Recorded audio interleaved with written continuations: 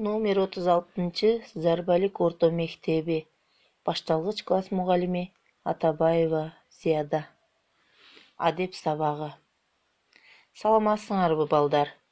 Бүгүн силер менен адеп сабагынан акылдуу дыйкан жомогун өтөбүз. Анда эмесе бүгүнкү коюлган сабактын максаты. Балдар, жомок менен таанышасыңар. Жомокту окуп түшүнүп суроолорго жооп бересиңер. Жомок аркылуу акылдуулукка, адамгерчиликке, чынчылдыкка үйрөнөсүңөр. Анда эмесе жомокту баштасак. Бир хан жан жөөкөрлөрү менен бирге кыдырып жүрүп, эген айдаган дыйканга туш келет. Дыйкандын тырышып иштеп жатканын көргөн хан жактырып жанына чакырат.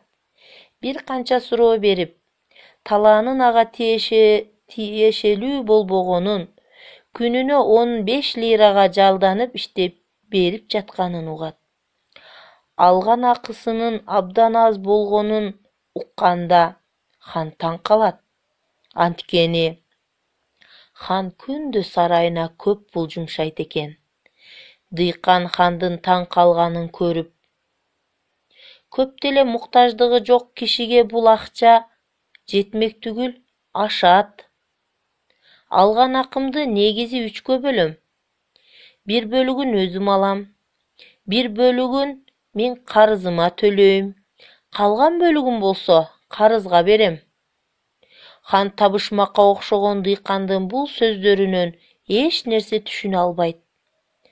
Ачык айрым динчил дыйкан айткан сөздөрүн мындайча түшүндүрөт.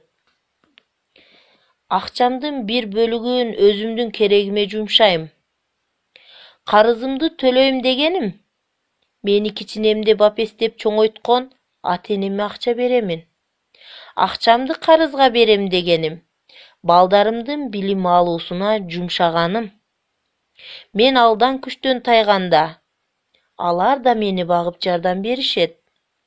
Хан дыйкандын акылдуулугуна абдан ыраазы болуп, дыйкандын чекесинен өп, балдарынын багуусуна жардам берерине сөз берет. Дыйкандын балдары чоңойгондо, атасынын жанынан чыгышпай, дайыма жардам беришип, ал бактылуу жашап калыптыр. Кана балдар, ушул жомокко суроолор бар. Анда эмесе суроолорго көңүл бөлөйлү. Дыйканга ыраазы болушунун себеби эмнеде?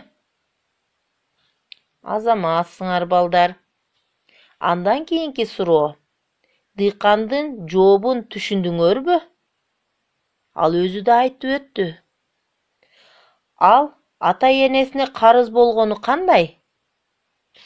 Дыйкандын балдары адептүү болуп чоңоюшту десек болобу?